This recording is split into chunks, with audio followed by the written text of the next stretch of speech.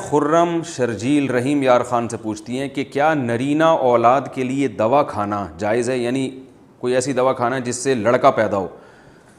جائز ہے، دوا کھانے میں کوئی حرج نہیں ہے، لیکن ایک بات ویسے جنرل نالج کی یہ سمجھ لیں جس کا شریعت سے تعلق نہیں ہے، ایک عام نالج سے اس کا تعلق ہے، کہ یہ جو دعوے کیے جاتے ہیں نا بعض حکیموں کی طرف سے کہ یہ دوا کھانے سے لڑکا پیدا ہونے کا چانس بڑھ جائے گا، یا ہم نے فلاں کو دوا کھلائی تو لڑکا پیدا ہوا، جو جدید تحقیق ہے جہاں تک جس پر میں مطلع ہو چکا ہوں، اس بارے میں نے بڑے بڑے ڈاکٹروں سے بھی میری بالمشافہ بات ہوئی ہے، اب تک کوئی ایسی دوا، کوئی ایسا طریقہ ایجاد نہیں ہوا ہے جس کے کھانے سے یا کوئی ایسا طریقہ اس پر عمل کرنے سے آپ کے لڑکا پیدا ہونے کا چانس بڑھ جائے، ایسا کوئی طریقہ نہیں ہے، صرف ہوائی باتیں ہیں۔ ریسرچ کی دنیا میں میری معلومات کی حد تک ایسا کوئی طریقہ اب تک ایجاد نہیں ہوا ہے۔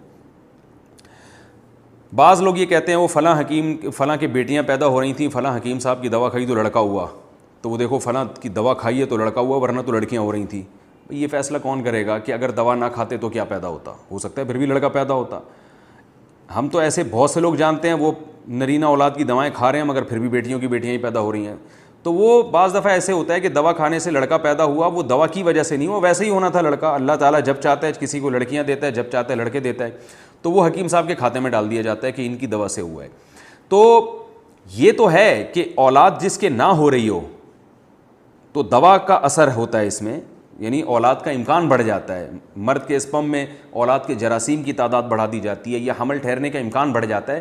لیکن لڑکا ہو یا لڑکی، اس کا اب تک کوئی ایسی دوا ایجاد نہیں ہوئی ہے، لہذا میں آپ کو یہ مشورہ دے رہا ہوں کہ آپ ان دواؤں میں اپنے وقت کو اور صلاحیتوں کو برباد نہ کریں۔ نبی صلی اللہ علیہ وسلم نے جو ارشاد فرمایا، ہو سکتا ہے کسی کو ایک اشکال ہو، یہ حدیث ہے کہ آپ صلی اللہ علیہ وسلم نے فرمایا کہ جب مرد کا پانی غالب آتا ہے تو لڑکا پیدا ہوتا ہے، جب عورت کا پانی غالب آتا ہے تو لڑکی پیدا ہوتی ہے۔ تو یاد رکھیں اس حدیث کو بھی، یعنی اس سے جو ظاہری مطلب نکلتا ہے نا، حقیقت کیا ہے اس حدیث کے، حقیقی معنی کیا ہے، یہ تو فیصلہ کرنا بہت مشکل ہے۔ لیکن جو جدید ریسرچ کی روشنی میں جو کچھ کہا جا سکتا ہے وہ یہی بات ہے کہ مرد کے جو جراثیم، مرد کے جو اسپم ہے اس میں ایکس اور وائی دونوں قسم کے جراثیم ہوتے ہیں، اور عورت کے پاس صرف ایکس ہوتا ہے۔ تو وائی اور ایکس کا جب ملاپ ہوگا تو لڑکا پیدا ہوتا ہے، اور ایکس اور ایکس کا جب ملاپ ہوتا ہے تو لڑکی پیدا ہوتی ہے۔ اب کوئی دوا دنیا میں ایسی نہیں ہے کہ کھانے سے جس میں وائی کے جو ہے وہ اسپم، وہ مرد کی اسپم میں ان کی تعداد بڑھ جائے، ایسی کوئی دوا نہیں ہے، ڈاکٹر یہ کہتے ہیں۔ اور یہ دونوں بالکل برابر ہوتے ہیں۔ اب یہ قدرت کی مرضی ہے کہ وہ وائی کو ایکس سے ملا دے یا ایکس کو ایکس سے ملا دے، یہ قدرت کی مرضی ہے۔ کوئی ایسی چیز نہیں ہے کہ وہ کھانے سے جناب وہ وائی کی اسپیڈ تیز ہو جائے اور ایکس کی اسپیڈ سلو ہو جائے، یا وائی کے ایکس کے ملنے کا چانس بڑھ جائے اور وائی کے ملنے کا چانس ختم ہو جائے۔ بعض لوگ کہتے ہیں طاقت اور قوت پر اس کا مدار ہے، ایسا نہیں ہے۔ بڑے بڑے طاقتور لوگ ہیں، ان کے بیٹیاں ہی بیٹیاں ہیں، اور بڑے بڑے کمزور ہیں جن کے اللہ نے بیٹے بیٹے دیے ہیں۔ ہمارے نبی صلی اللہ علیہ وسلم سے زیادہ طاقتور کون تھا؟ حدیث میں آتا ہے 40 مردوں کے برابر آپ کو طاقت دی گئی مگر آپ کی بیٹیاں زیادہ تھیں۔ تو یہ خالصتاً اللہ کی طاقت اور قدرت پر اس کا مدار ہے۔ یہب لمن یشاء اناثا، جس کو چاہتا ہے بیٹیاں دیتا ہے، ویہب لمن یشاء الذکور، جس کو چاہتا ہے بیٹے دیتا ہے، او یزوجہم ذکرانا واناثا، یا جس کو چاہتا ہے بیٹے اور بیٹیاں دونوں دے دیتا ہے۔ تو یہ جو حدیث میں آتا ہے کہ آپ صلی اللہ علیہ وسلم نے فرمایا کہ مرد کا پانی جب غالب ہو تو بیٹا پیدا ہوتا ہے، تو میری ایک ٹوٹی پھوٹی رائے کے مطابق، جو میڈیکل سائنس جو ہم نے ڈاکٹروں سے جو ریسرچ سنی ہے، صرف پڑھی نہیں ہے، باقاعدہ ڈاکٹر سے سنی ہے، میرے خیال میں حدیث کی روشنی میں اس کا مطلب یہ ہوگا کہ جو عورت کے اسپم ہیں اس میں صرف ایکس ہے، تو ایکس کو عورت کے پانی سے تعبیر کیا گیا، اور مرد کے پاس ایکس بھی ہے، وائی بھی ہے، تو وائی کو مرد کے پانی سے تعبیر کیا گیا ہے۔ تو جب وائی غالب آئے گا اور وہ ایکس سے ملے گا جا کے تو لڑکا پیدا ہوگا، اور جب ایکس جو عورت کے پاس بھی ہوتا ہے ایکس، تو یہ دونوں سیم ہوتے ہیں، جب یہ دونوں آپس میں ملیں گے تو لڑکی پیدا ہوگی۔ تو اس کو حدیث میں تعبیر کیا گیا ہے عورت کے پانی کے غالب آنے سے یا مرد کے پانی کے غالب آنے سے۔ تو یہ میڈیکل جو جدید تحقیق کی روشنی میں حدیث کی یوں تفسیر بیان کی جا سکتی ہے، میری رائے ہے۔ تو حاصل یہ ہے کہ یہ میں نے حدیث کو اس لیے درمیان میں ڈسکس کیا ہے کہ ممکن ہے میرے کلپ کے خلاف فوراً ایک کلپ آنا شروع ہو جائے کہ حدیث میں تو آتا ہے کہ جب یوں ہوتا ہے تو لڑکا ہوتا ہے، یوں ہوتا ہے تو لڑکی ہوتی ہے۔ وہ تو ٹھیک ہے، میں مانتا ہوں حدیث کا کون انکار کرتا ہے، لیکن یوں ہوتا کب ہے؟ کیا یہ دوا کھانے سے ہو بھی جاتا ہے ایسا؟ ایسا نہیں ہوتا. یہ اللہ کی منشا اور قدرت سے ہوتا ہے کہ اللہ جب لڑکا پیدا کرنا چاہتے ہیں مرد کے پانی کو غالب کر دیتے ہیں, یعنی وائی کو ایکس سے ملا دیتے ہیں, اور جب اللہ تعالیٰ لڑکی پیدا کرنا چاہتے ہیں تو ایکس کو ایکس سے ملا دیتے ہیں. اور یہ انسانوں کے ہاتھ میں اس لیے بھی نہیں دیا گیا کہ یہ جو انسان کی بقا کے لیے جو بیسک اور بنیادی چیزیں ہیں ان میں قدرت انسانوں کی مداخلت برداشت نہیں کرتی ہے. اگر ایسی کوئی دوا ایجاد ہو چکی ہوتی تو لوگ کھا کھا کے لڑکوں کا ریشو بڑھا دیتے, لڑکیاں مارکیٹ سے شارٹ ہو جاتی.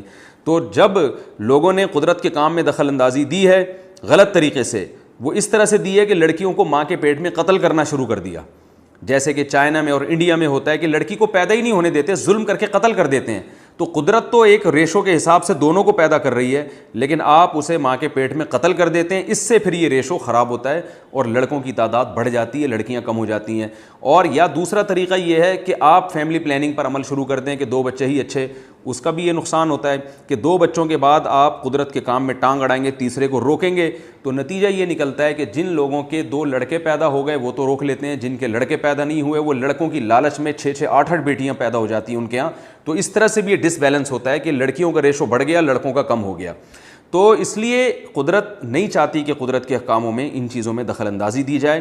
اس لیے آپ جو ہے صحت مند رہنے کے لیے یقیناً دوا کھائیں, علاج بھی کریں, غذاؤں پر بھی توجہ دیں, ایکسرسائز پہ بھی توجہ دیں, لیکن اسپیسیفک اس چیز کے لیے کہ لڑکا پیدا ہو جائے اس کا کوئی بھی فائدہ نہیں ہوگا, اور ممکن ہے اس کوئی دوا کا کوئی سائیڈ افیکٹ ہو جس سے آپ کو نقصان ہو جائے. ریسرچ یہ بتاتی ہے کہ اس ریشو کو آپ اپنی مرضی سے اس میں کمی بیشی نہیں کر سکتے. کمی بیشی کر سکتے ہیں تو ظلم کر کے, وہ کیا ہے کہ بچی کو پیدا ہونے سے ہی روک دیں, یعنی ماں کے پیٹ میں اس کو مار دیں آپ, یا 2 بیٹے یا بیٹا یعنی 2-3 بیٹے پیدا ہونے کے بعد پھر آپ پیدا ہی نہ ہونے دیں, جو کہ وہ بھی نیچر کے خلاف ہے, کیونکہ ظاہر ہے مرد میں بھی خواہش ختم نہیں ہوتی, عورت میں بھی ختم نہیں ہوتی. تو جب آپ اس کو حلال طریقے سے پورے کریں گے تو نتیجتاً اولاد پیدا ہوگی. تو یا تو پورا ہی نہ کرے انسان یا غیر فطری طریقے سے پورا کرے, اس سے پھر اولاد رکتی ہے. تو یہ سب چیزیں انسان کو تباہی کی طرف لے کر جاتی ہیں. اس لیے اللہ تعالیٰ کی اس آیت پہ غور کرنا چاہیے. یہب لمن یشاء اناثا, جس کو چاہتا ہوں گفٹ میں دے دیتا ہوں بیٹیاں. دیکھیے یہاں اللہ نے ہبا کا لفظ استعمال کیا, ہبا کہتے ہیں گفٹ کو, تو بیٹیاں بھی نعمت ہیں, ورنہ اللہ اس کے لیے گفٹ کا لفظ استعمال نہ کرتا, ہبا کا لفظ استعمال نہ کرتا. اولاد بھی اللہ کی نعمت اور بیٹیاں بھی اللہ کی نعمت. تو اگر نعمت نہ ہوتی تو گفٹ تھوڑی کہتا اللہ تعالیٰ. اس لیے اللہ جو دے دے اس پہ خوشی منانی چاہیے, عقیقہ کرنا چاہیے, دعوت کرنی چاہیے, اور اللہ تعالیٰ صحت مند اولاد دے دیں, ہزاروں گنا بہتر ہے اس سے. میں نے ایسے لوگ دیکھے ہیں جن کے بیٹیاں ہیں وہ منہ لٹکا کے بیٹھے رہتے تھے, لیکن انہی کے جاننے والوں میں لڑکا پیدا ہوا, معذور لڑکا پیدا ہو گیا, ساری زندگی کے لیے آزمائش بن گیا. تو بیٹی اگر صحت مند پیدا ہو رہی ہے اللہ کا اس پہ خوب شکر ادا کریں. 1 نہیں 10 بیٹیاں پیدا ہو جائیں, اللہ تعالیٰ کی رحمت ہے. اور نبی صلی اللہ علیہ وسلم نے ارشاد فرمایا کہ جس نے 3 بچیوں کی کفالت کی اور ان کی بلوغت کے بعد ان کا صحیح جگہ نکاح کر دیا, ان کی تعلیم و تربیت کا انتظام کیا, تو آپ صلی اللہ علیہ وسلم نے فرمایا میں اس کے لیے جنت کی ضمانت لیتا ہوں. صحابی کھڑے ہوئے, عرض کیا یا رسول اللہ اگر 2 بیٹیوں کی کفالت کی, آپ نے فرمایا 2 کی بھی. تو بیٹیوں کے بارے میں بھی ہے, بہنوں کے بارے میں بھی ہے. تو اتنی بڑی بشارت ہے. تو 6 بیٹیاں جس کی ہو گئیں تو ڈبل ضمانت ہے, تو اس پہ خوش ہونا چاہیے. بیٹیوں کی پیدائش پہ پریشان ہونا یہ غیر مسلموں کا شعار ہے. مسلم معاشرے میں اس کا تصور بھی نہیں ہونا چاہیے.